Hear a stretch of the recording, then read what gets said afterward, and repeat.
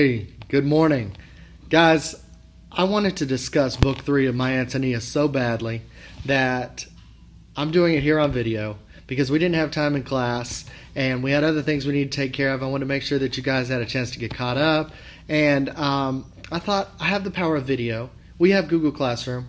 Why can't I share some of my thoughts on book 3 of my Antonia via video, and you guys reply to me and give me some feedback on a few things after I share this with you.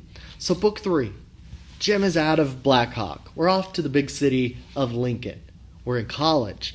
We're hanging out with our college professors. We've got our own apartment, our own keys, our own furniture. He's picking chairs that go good in his apartment. He's eating where he wants to.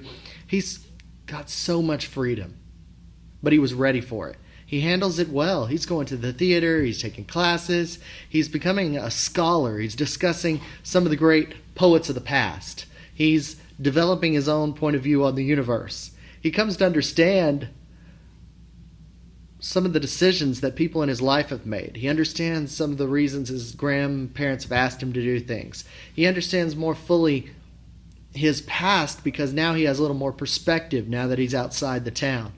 And I know you guys, as you grow in your lives, you're going to have the same things happen. There's been things you've questioned that I've done. There's been things you've questioned a ton that your parents have done. And once you guys get outside of your parents' homes and your high school classrooms, I think you'll have a greater appreciation for some of those things. So Jim finds himself in college. And we all know who else is also there in college. Lena. She's got her own dress shop. She's high into fashion. She's gorgeous.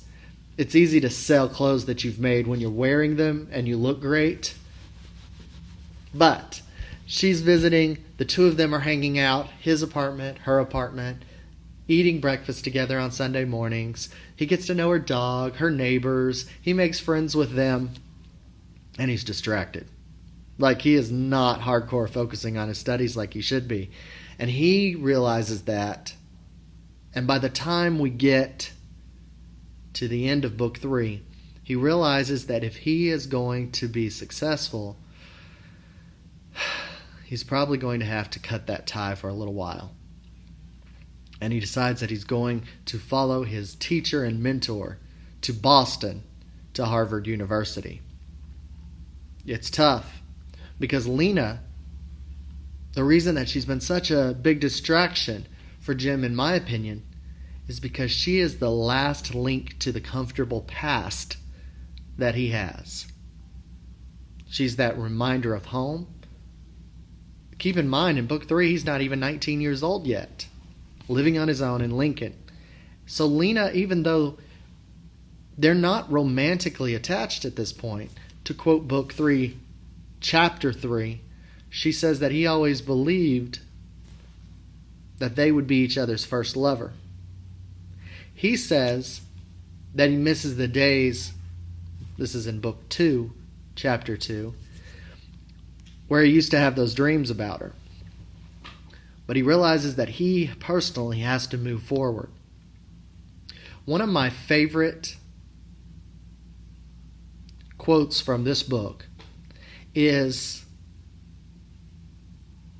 "The past is the first to die. The good days are the first to die." And that quote floats throughout all of book 3. That epigraph, "Los primas de fugit." The best days are the first to flee. Guys, I'm curious how you feel that relates to what's going on in book 3. Why is that such an important quote? Why does it relate so much to Jim's experience? Why does that stick with him? For those of you who are watching this video, I am going to hide a Flipgrid response in the About section of your Google Classroom that deals with that epigraph. I'd like you to discuss it and give me some examples of why you feel that Willa Cather uses that Latin phrase to apply to Jim's life. Look forward to hearing your responses. and keep that a secret.